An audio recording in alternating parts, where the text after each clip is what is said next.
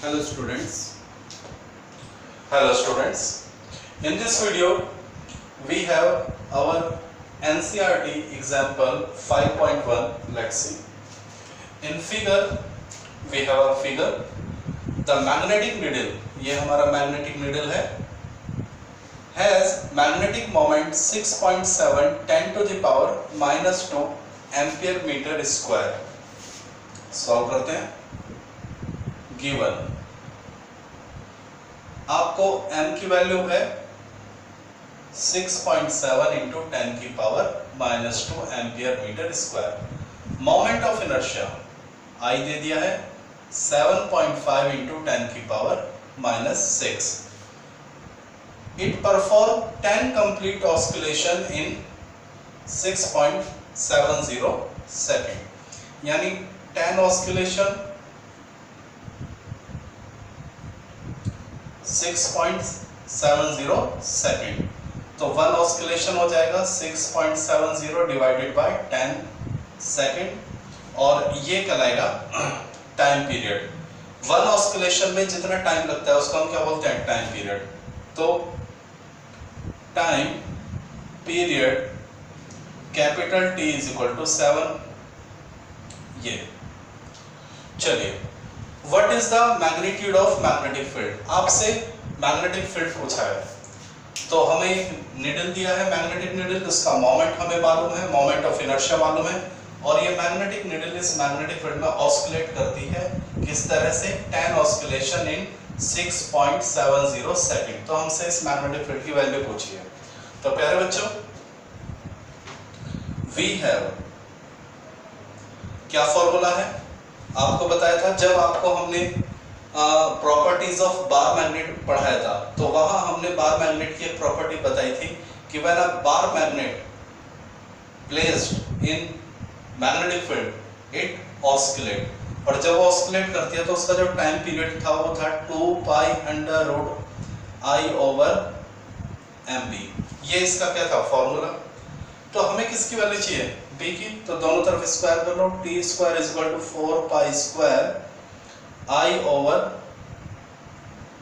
mb. तो यहां से b की वैल्यू कितनी आ जाएगी? यहां से b की वैल्यू आ जाएगी 4 pi square i over m. t square b is equal to 4 pi की वैल्यू क्या हो जाएगी? 3.14. उसका स्क्वायर. i की वैल्यू कितनी है? 7.5 इंटू 10 की पावर -6 अपॉन m की वैल्यू कितनी है? 6.7 इंटू 10 की पावर -2 इंटू ये कितना आया है? 6.70 अपॉन 10 का स्क्वायर.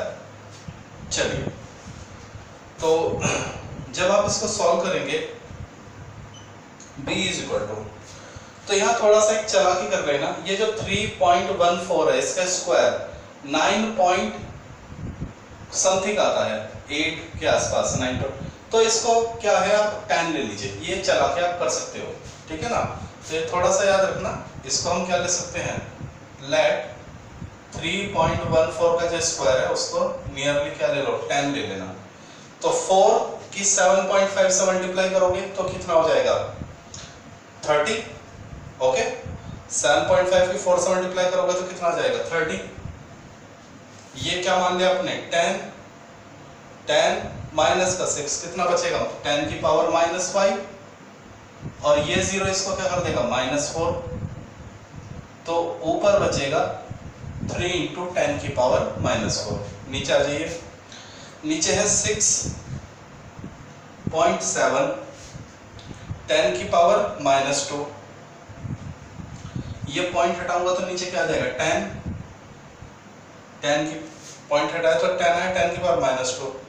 ये हो जाएगा 6.70 अपॉन 10. पॉइंट हटाऊंगा तो यहाँ 2 0 आ जाती है, ये हटाऊंगा तो 2 0 आ जाती है. ठीक है. b is equal to 3 into 10 की पावर -4 अपॉन. प्यारे बच्चों, देखिए एक जीरो से एक जीरो गया, इस जीरो से एक जीरो गया, कितने जीरो बने 1 2 3 4 5, ये 5 जीरो ऊपर चले जाएंगे, 10 की पावर 5 ऊपर चले जाएंगे, ठीक है ओके। और ये 10 की पावर -2 भी ऊपर जाके क्या हो जाएगा पॉजिटिव, तो सभी 10 ऊपर पहुंचा दे, नीचे क्या बचेगा 67 इंटू 67 इंटू 67, तो यहां आएगा b is equal to 3 into 5 और 2 7 और माइनस के 4, तो कितना आ जाएगा 10 की पावर 3, यानी क्लियर हो गया ओके अपॉन। तो जब आप इस पूरे डाटा को सॉल्व, और यहां आ जाएगा 3000763, नीचे 67 मल्टीप्लाई 67 मल्टीप्लाई 67, तो 300763, और बेटा जब आप इसको डिवाइड करोगे तो यू विल गेट 0.01 टेस्ला। तो this is the simple solution of this numerical. तो इस न्यूमेरिकल में कुछ नहीं है, बस ये उम्मीद की जाती है कि आपको बार मैग्नेट या मैग्नेटिक नीडल के ऑस्किलेशन का टाइम पीरियड क्या होना चाहिए पता होना चाहिए।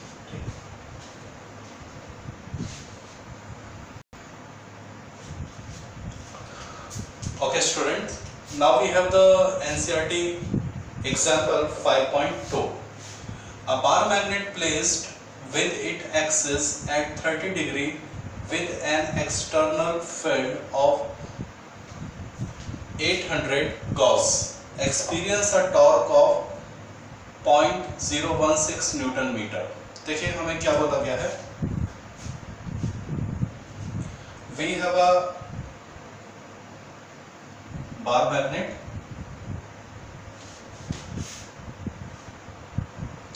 and this bar magnet is placed in a magnetic field. The angle is 30 degree. Magnetic field का वैल्यू आपको दिया है 800 गॉस, 800 इंटू 10 की पावर -4 टेस्ला। यार बच्चों 1 गॉस इज इक्वल टू 10 की पावर -4 टेस्ला, या 1 टेस्ला इज इक्वल टू 10 की पावर 4 गॉस, ये आपको मालूम है। तो हमने गॉस को क्या करा टेस्ला में कन्वर्ट किया 10 की पावर -4 से मल्टीप्लाई करके। ओके एंगल दिया है, मैग्नेटिक फील्ड दिया है, और हमें टॉर्क दे दिया है 0.0616। तो हमसे क्या पूछा है, what is the magnetic moment of the magnet. So we have the three part of this numerical. We will solve one by one. So now first we are going to solve the A part. तो प्यारे बच्चों जब हमने आपको पढ़ाया था properties of bar magnet, तो वहां हमने बताया था कि when a bar magnet is placed in a uniform magnetic field, it will experience a torque. और नॉन यूनिफॉर्म में रखते हैं तो एक फोर्स और टॉर्क दोनों महसूस करती है, लेकिन यूनिफॉर्म मैग्नेटिक फील्ड में केवल टॉर्क महसूस करता है। और वो टॉर्क क्या होता है, we have torque is equal to mb sin theta, ये आपको बताया था। तो टॉर्क कितना है 0.016। m आपसे पूछा है, मैग्नेटिक फील्ड कितना दिया है प्यारे बच्चों, मैग्नेटिक फील्ड है 800 इंटू 10 की पावर -4 और साइन 30 डिग्री। तो ये साइन 30 डिग्री कितना हो जाएगा, हाफ हो जाएगा। ओके चलिए, तो यहाँ से m की वैल्यू कितनी आ जाएगी 0.016, ये 2 मल्टीप्लाई में चला जाएगा और बाकी सब नीचे आ जाएगा 800 इंटू 10 की पावर -4। तो इसको सॉल्व करेंगे, m इज इक्वल टू ये आ जाएगा 0.0032, 2 की मल्टीप्लाई हो जाएगी, ये 2 जीरो इसको क्या कर देंगे 8 इंटू 10 की power -2। m is equal to ये ऊपर चला जाएगा 0.032 इंटू 10 की पावर +2 हो जाएगा, और नीचे कितना आ जाएगा 8। क्लियर हो गया। तो ये 8 इसको जब डिवाइड करेंगे तो 0.00 8 इंटू 10 की पावर 2, ठीक है, नहीं 4 आएगा, आई think that it will get 4, ठीक है। तो यहाँ से आ जाएगा 0.04 मोमेंट की क्या वैल्यू होती है, ampere metre square unit, ampere metre square. तो this is the solution of first part, ठीक है प्यारे बच्चों। चलिए now move on the second part, I think that written by all. चलिए वीडियो को पॉज करके नोट डाउन कर सकते हैं। चलिए now we will solve the second part, B part of this numerical.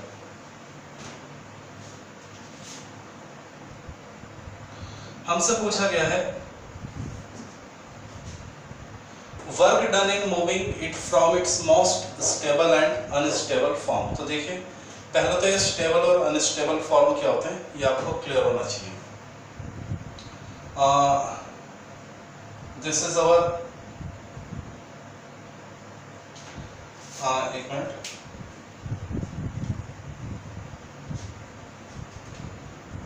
ये हमारा मैग्नेट, ठीक है प्यारे बच्चों, और ये हो गया नॉर्थ और ये हो गया साउथ। तो m की जो डायरेक्शन है वो किधर होती है, तो याद कीजिए p की डायरेक्शन किधर थी, इलेक्ट्रिक डायपोल मोमेंट की डायरेक्शन निगेटिव से पॉजिटिव की तरफ होती थी।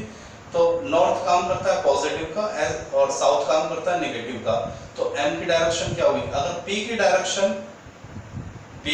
क्या थी, निगेटिव से पॉजिटिव। याद करने का तरीका, p की इलेक्ट्रिक डायपोल मोमेंट याद आ रहा है, पॉजिटिव चार्ज निगेटिव चार्ज, तो p की डायरेक्शन किधर थी, p की डायरेक्शन होती थी निगेटिव से प्लस। अब हम निगेटिव को कंसीडर करते हैं ऐसा, प्लस को कंसीडर करते हैं नॉर्थ और निगेटिव को कंसीडर करते हैं साउथ। क्यों, क्योंकि प्लस से मैग्नेटिक लाइन बाहर की ओर, वो इलेक्ट्रिक लाइन बाहर की ओर निकलती है, तो नॉर्थ से भी तो मैग्नेटिक लाइन बाहर की ओर निकलती है। क्लियर होगी बात नहीं। चलिए तो m की डायरेक्शन क्या होगी, अगर p की डायरेक्शन माइनस से प्लस है तो m की डायरेक्शन क्या होगी, साउथ से नॉर्थ होगी। तो ये डायरेक्शन हो जाएगी m की। चलिए तो ये छोटी छोटी बातें आपको पता होनी चाहिए। ओके, तो m की डायरेक्शन साउथ से नॉर्थ। अब हमने क्या किया, इसको एक मैग्नेटिक फील्ड में रख दिया ये। तो मुझे बताइए m और b दोनों क्या है, सेम डायरेक्शन में है, इसको बोलते हैं स्टेबल फॉर्म। ये वही है बिल्कुल जो हम चैप्टर 1 में पढ़ चुके हैं। This is called stable form.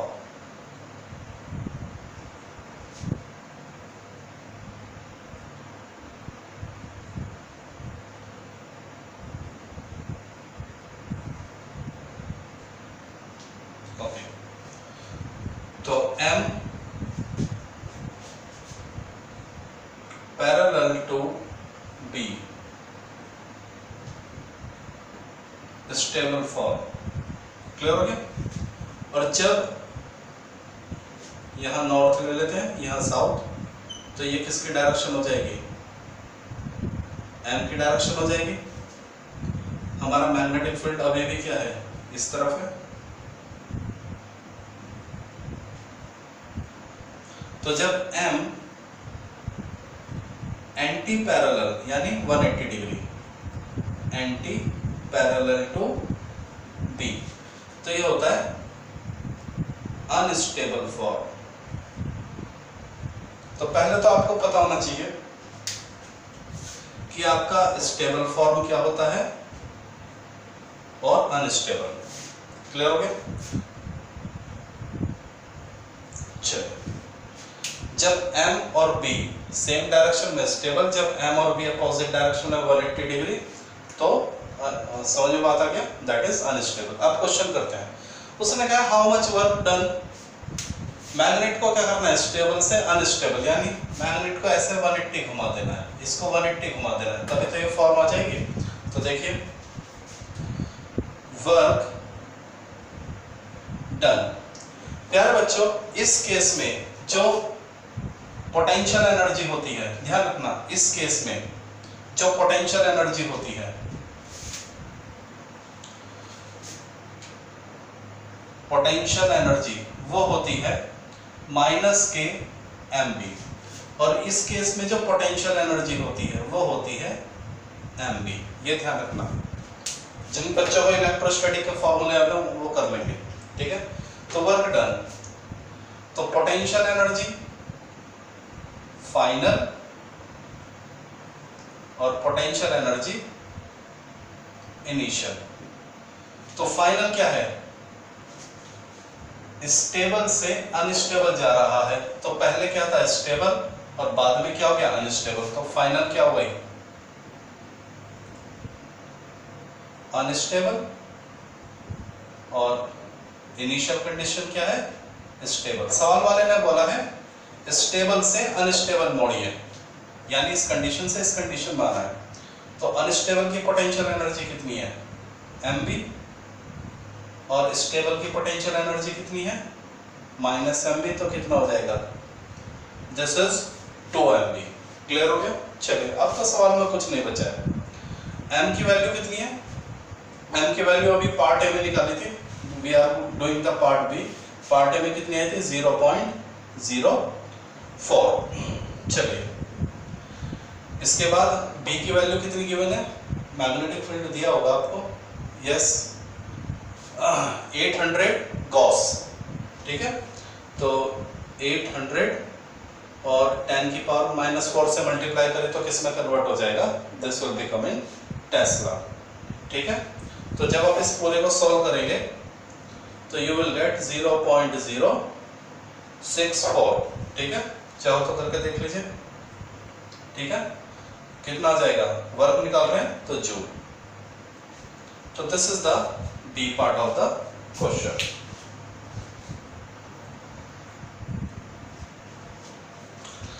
Okay, now in the C part of this numerical, I think that this you have done, ठीक है।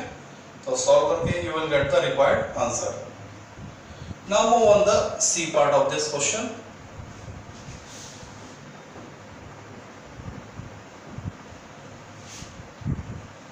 What we have, the bar magnet is replaced by a solenoid, यानी इस बार हमारे पास क्या है प्यारे बच्चों, we have a solenoid, ठीक है। तो उसका number of turn capital N दे रखा है कितना 1000, और cross section area A is equal to 2 into 10 की पावर -4 मीटर स्क्वायर। ओके, और इसका जो मोमेंट है बोला गया है, इसका जो मोमेंट है वो उतना ही है जो एक बार में, but the same magnetic moment, यानी बार मैग्नेट की जगह एक सोलोनॉइड ली गई है, लेकिन इस सोलोनॉइड का जो मैग्नेटिक मोमेंट है वो उतना ही है जो बार मैग्नेट का था, ठीक है। वो हमारा कितना आया था 0.40। Okay, determine the current flowing through the solenoid, हमें इसमें से ये जो करंट होगा उसकी वैल्यू निकालनी है। तो let's see, we have solenoid का जो मोमेंट होता है उसकी वैल्यू क्या होती है I into A for 1 turn, लेकिन हमारे पास कितने टर्न है n टर्न है। चलिए तो प्यारे बच्चों m की वैल्यू 0.40, n 1000, करंट I हमें फाइंड आउट करना है, और एरिया कितना गिवन है 2 into 10 की पावर -4, ठीक है। चलिए तो I is equal to 0.40 upon 2 into 10 की पावर -4, ठीक है। तो इसमें कुछ नहीं करना है, जब आप इस पूरे डाटा को क्या करेंगे सॉल्व करेंगे, you will get the answer 2 ampere. Okay, this is the required solution.